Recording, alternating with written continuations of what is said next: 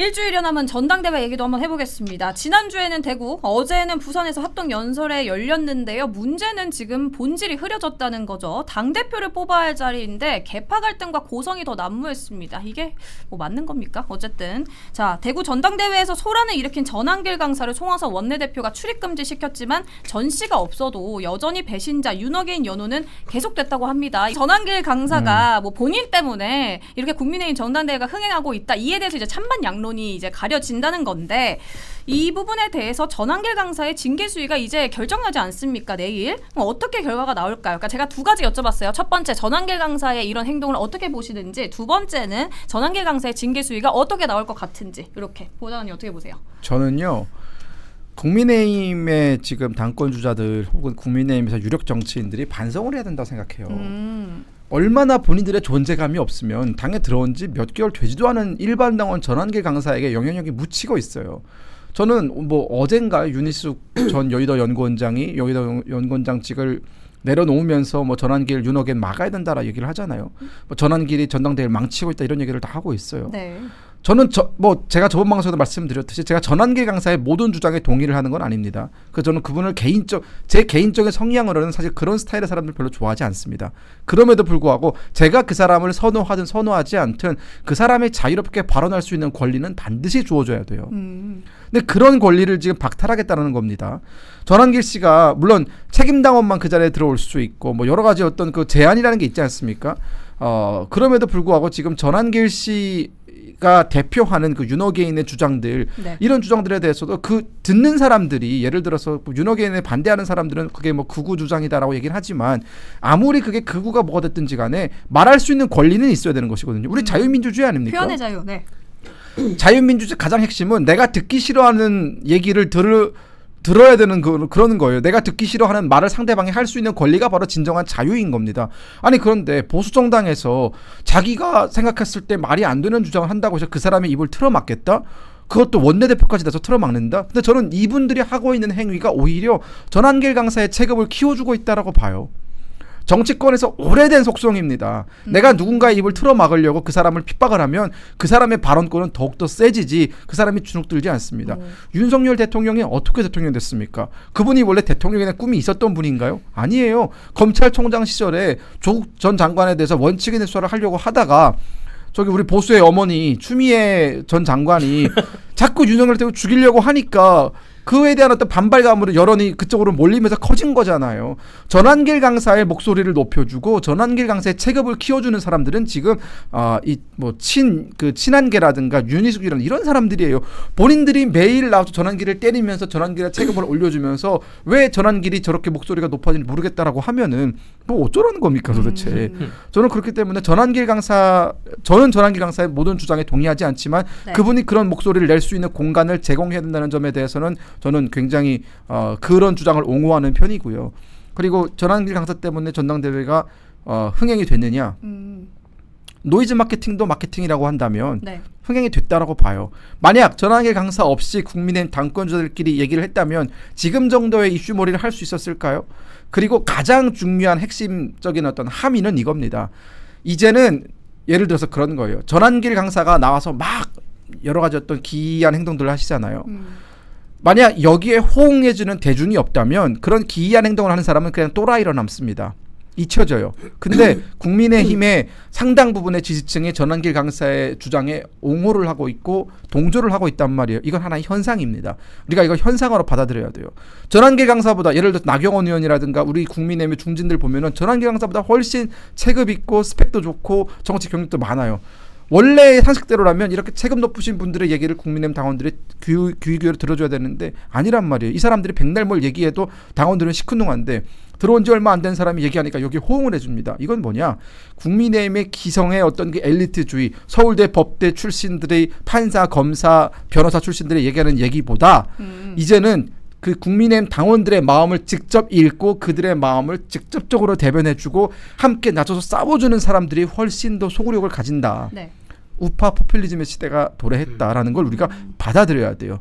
우리가 아무리 저런 시대가 싫어서 난 이 시대가 오는 게 싫어. 난 여전히 우파 포퓰리스트, 난 우파 엘리트주의로서 고고하고 뭐 자상하고 이런 거 안 먹힌다라는 겁니다. 전당대회 영상 다시 한 번만 이제 준비됐다고 이제 제가 전달을 받아서 그 영상이 이제 아직 모르시는 분들도 계실 수 있잖아요. 그 현장 영상이 어땠는지, 현장 분위기가 어땠는지 한번 보시고 다시 이어가겠습니다. 사랑하는 당원동 여러분, 국민으로부터 중도층으로부터 가장 많은 지지를 획득하는 당 후보가 누굽니까?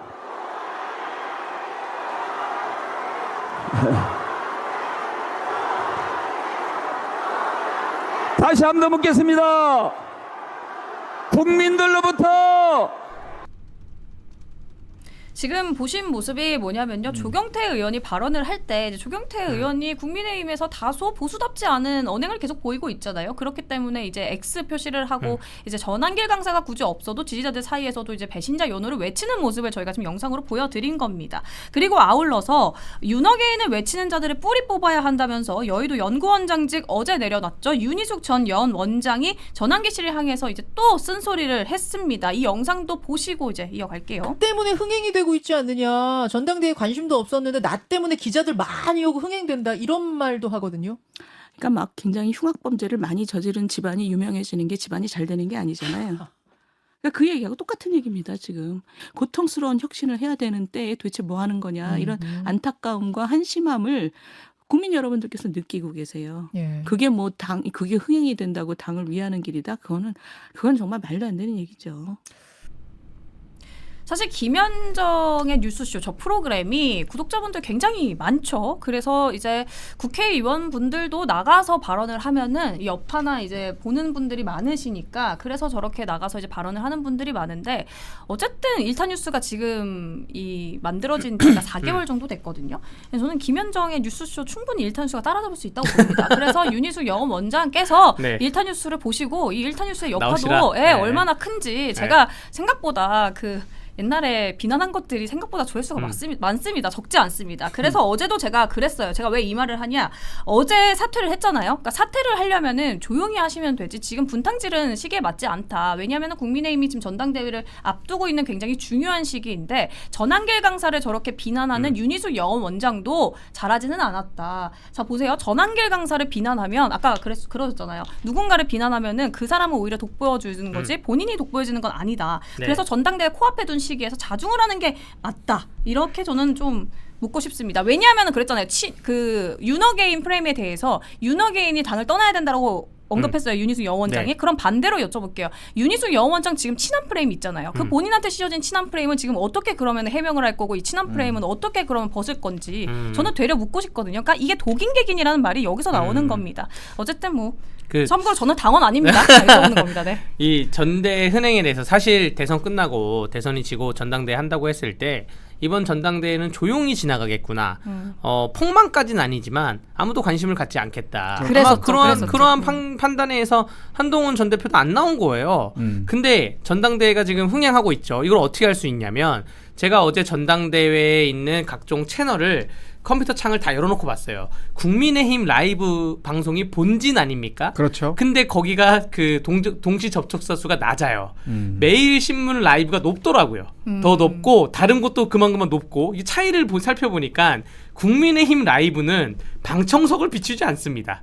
오로지 연설하는 사람만 비춰요. 근데 매일신문 라이브나 뭐 다른 언론사들은 연설하는 사람과 그 반응 방송 방청석을 비추고 그 아래에 있는 환호하는 사람들을 비추거든요. 네. 그러니까 전체적인 분위기를 알 수가 있는 거예요. 그런 걸 봐서 이게 국민의힘 그 전당대회가 흥행을 하고 있구나라고 생각이 들고 그거는 뭐 전한길 한 명의 몫은 아니고 전한길과 김근식 뭐 조경태 등등의 몫일 수도 있다고 생각이 됩니다.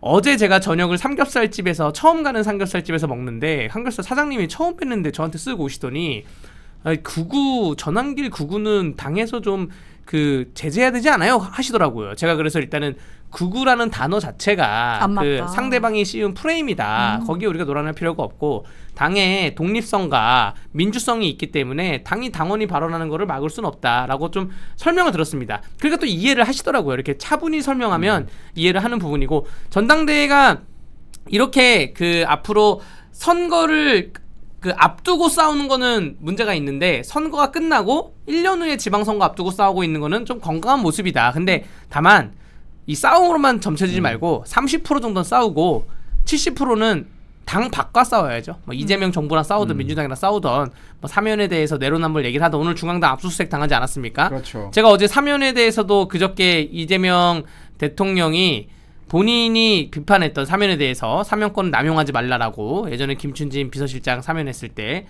그랬는데 이번 중앙당 압수수색도 2022년도에 민주당 중앙당을 압수수색을 검찰이 시도한 적이 있어요. 시도만 했는데 그때 이재명 당시 당대표가 뭐라 그랬냐면 그때 쓴 표현이 화무 11홍이다. 칼로 흥한 자 칼로 망한다. 권력이 영원할 것 같냐? 왜 중앙당을 압수수색하냐? 이게 뭐 이런 식으로 얘기를 했거든요. 지금 본인, 그러니까 우리가 국민의힘이 잡아야 되는 프레임은 지금 문재인이 적폐청산을 프레임을 잡았고 이재명이 잡은 프레임이 내란 아닙니까? 내란 척결 아닙니까? 그럼 국민의힘은 하나의 목소리로 모아서 내로남불로 프레임을 다시 또 잡아야 돼요. 문재인 시즌2다. 사면도 그렇고 이번 국민의 중앙당 당사도 그렇고 이러한 것을 정리해가지고 다 같이 목소리를 내는 거는 좀 필요하다라고 생각이 됩니다. 네. 그러니까 윤희숙 여원장을 제가 왜 이렇게 뭐 개인적으로도 뭐 감정 없지만 왜 이렇게 하냐면요. 사실 지금 제가 또 말해야 돼. 이틀째 말했는데 지금 오늘 또 말해야 돼요. 지금 국민의힘에서는 쌀무사가 필요한 거잖아요. 결국은 그렇죠. 당을 위해서. 그런데 이제 민주당이 하는 행태에 대해서 국민의힘 의원들은 너무 조용하고 내부에서만 총질을 하고 네. 내부에서만 분탕질을 하고 있으니까 지금 어때요? 민주당 막 던지고 있잖아요. 막 던지니까 어떻게 한다? 혼란기 때 던져서 반응 없으면 그냥 진행한다. 요거예요 지금 분위기가. 그렇죠? 그리고 또 오늘 조금 재밌는 또 기사가 나와가지고 이거 여쭤볼게요. 권성동 이제 의원 한번 얘기해 볼 텐데 지금 사진 하나 띄워주시면 흰색 마스크와 선글라스를 쓴 권성동 의원의 모습입니다. 인터넷 언론 유탐사가 유튜브를 통해서 권성동 의원의 골프를 치는 모습을 촬영했는데 논란인 것은 이 골프장이 통일교 소유라는 점입니다. 권 의원은 통일교로부터 1억 원대 정치 자금을 받았다는 의혹에 휩싸여서 이제 더 논란이 된 것 같은데요. 한준호 민주당 최고위원은 이제 페이스북에 수사가 진행되는 와중에 골프장도 이용해주고 권성동 의원과 통일교 사이는 끈끈해도 너무 끈끈해 보인다면서 비꼬았습니다. 권 의원 여기에 바로 반박했습니다. 페이스북에 어떻게 글을 올렸냐면 예정된 사적 모임인데 악의적으로 보도했다. 접대받은 것 아니고 직접 내가 결제했다. 이렇게 해명을 했습니다. 두 분께서도 이 내용 잘 아실 거라 생각합니다. 네. 우선 변호사님한테 들어볼게요. 일단은 권성동 의원의 해명 크게 세 가지죠. 저기는 소유는 그 통일교의 소유라 하더라도 누구나 들어올 수 있다. 그래서 나를 촬영한 사람도 마음대로 들어올 수 있는 그런 골프장이다. 그리고 두 번째가 그러니까 특혜를 받은 게 아니다. 그리고 두 번째가 계산도 난 내 돈 내가 했다. 라고 계산을 내가 직접 했다는 것이고 세 번째가 그럼 얼굴을 왜 가렸냐? 아니 골프 칠 때 더우면 얼굴 다 가리고 친다. 그리고 마지막으로 이제 첨언하자면 민주당 의원들이 나보고 자꾸 잠적했다 그러는데 국회의원회관에 가면 목욕탕. 사우나실이 있거든요. 국회의원들만 쓸 수 있는 목욕탕이 있어요.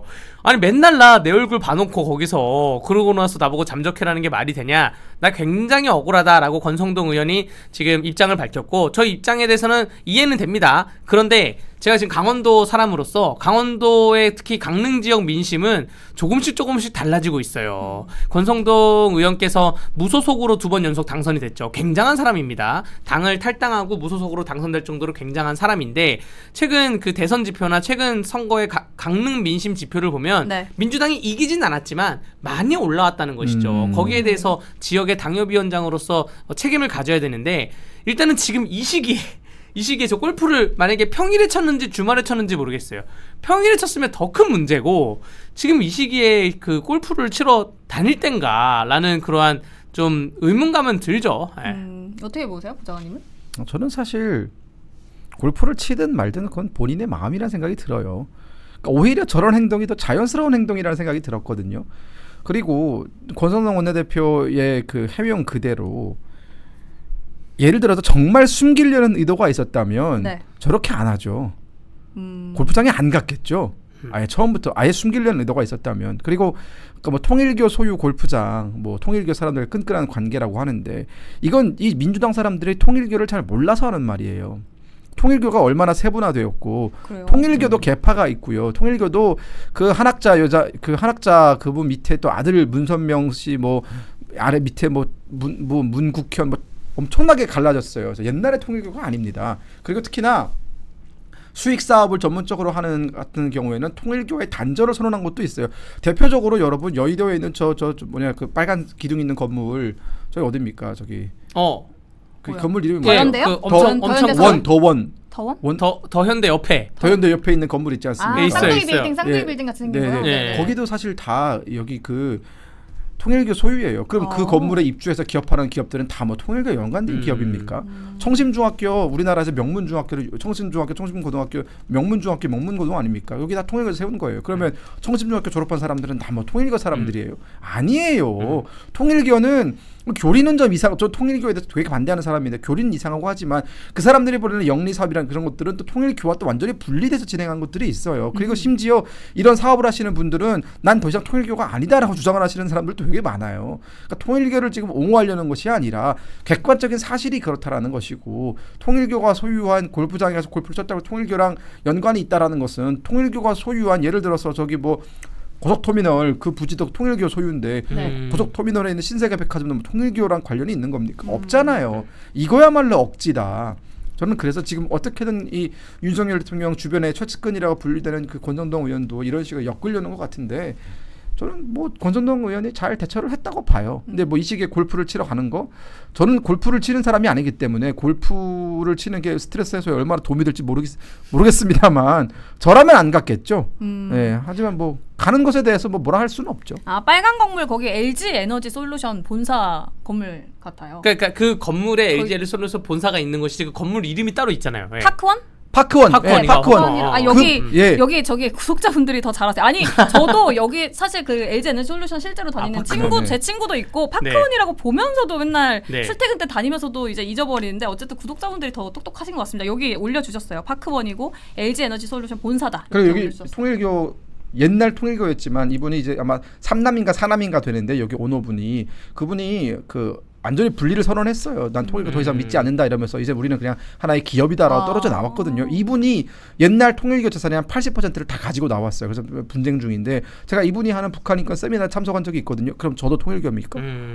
그래서 통일교가 뭐 선화예중, 선화예고, 다 통일교가 갖고 있는 교육 재단 중에 하나고 선문대도 그렇고 통일교라는 그 어떤 재단이 그 종교 재단이든 교육 재단이든 일반 재단이 우리나라에 미치고 있는 영향이 좀 있죠. 근데 네. 그게 골프장도 여러 개 소유하고 있을 것이고, 거기서 간 것인데, 뭐 법률적으로 문제될 건 없을 거라 봅니다. 하나의 가십거리가 되는 것이고, 뭐 법률적으로 문제가 되면 또 특검이 들어가가지고 그 골프 치는 명단 다 갖고 오겠죠. 그러면 또 민주당은 여기로부터 자유로울 것이냐, 여기에 대해서는 제가 또 장담하지 못할 것이다라고 말씀드릴 수 있습니다. 네.